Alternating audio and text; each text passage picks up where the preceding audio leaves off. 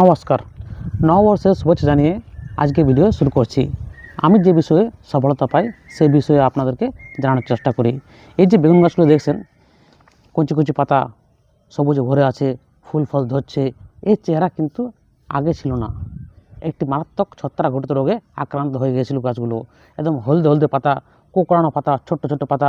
আপনারা হয়তো দেখেছেন আপনাদের মাঠে এই ধরনের রোগ কিন্তু প্রায় হয়ে থাকে বেগুন গাছে। তো একটি মাত্র ওষুধে স্প্রে করার পরেই কিন্তু আবার নতুন করে আমার কাছে সবুজ হয়ে উঠছে, ফুল আসছে, দেখতে পাচ্ছেন ফুল আসছে, আর ফলও আসছে, প্রচুর পরিমাণে ফুল এসছে। তো কোন ওষুধ স্প্রে করেছি আর কেন হয় এই রোগটি, সম্পূর্ণ তথ্য দেবো এই ভিডিওর মাধ্যমে। তো ভিডিওটি প্রথম থেকে শেষ থেকে দেখার অনুরোধ করছি। আর হ্যাঁ, ভিডিওটি ভালো লাগলে অবশ্যই লাইক করবেন, কারণ একটি লাইক আমাকে কিন্তু ভিডিও বানাতে অনুপ্রাণিত করে। মনে হয় যে আরও ভিডিও বানাই আপনাদের জন্য। তো চলুন মেন বিষয়ে যাই।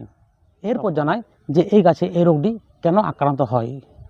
দেখবেন, অতিরিক্ত যদি জলসেচ করে আমরা, সেক্ষেত্রে হতে পারে অতিরিক্ত জলসেচ করছি, গাছের গোড়ায় জল জমে থাকছে, জল নিষ্কাশন ব্যবস্থা নেই, এই জন্য কিন্তু এই রোগটা হতে পারে। তাছাড়া বীজবাহিত রোগ হতে পারে, হয়তো যে বীজ থেকে গাছ হয়েছে সেই গাছে কিন্তু আক্রান্ত হয়েছিল অলরেডি, তারপরে আপনি আবার চাষ করছেন, সেক্ষেত্রে কিন্তু এই রোগটা হতে পারে। তাছাড়া অতিরিক্ত নাইট্রোজেনের সার যদি ব্যবহার করেন, সেক্ষেত্রেও কিন্তু এই রোগটা আক্রান্ত হতে পারে।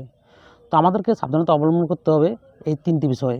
অতিরিক্ত জলসেচ করা যাবে না, জল নিষ্কাশন রাখতে হবে, গাছের গোড়ায় জল যাতে জমে না যায় সেই বিষয়ে আমাদেরকে মাথায় রাখতে হবে।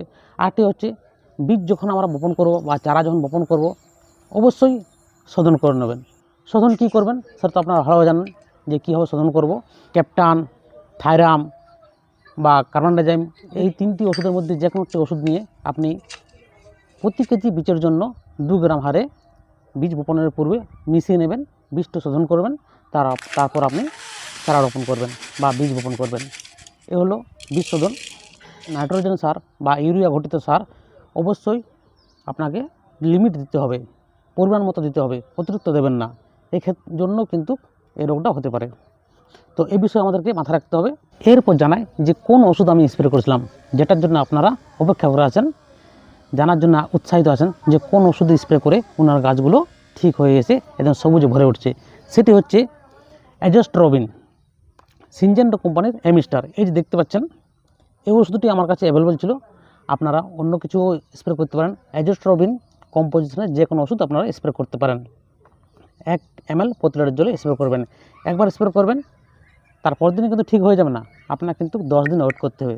একদিন স্প্রে করবেন, ঠিক 10 দিন পর আবার একবার স্প্রে করবেন, দেখবেন যে 15 দিন থেকে আপনার নতুন করে গাছে সবুজ ভরে উঠছে।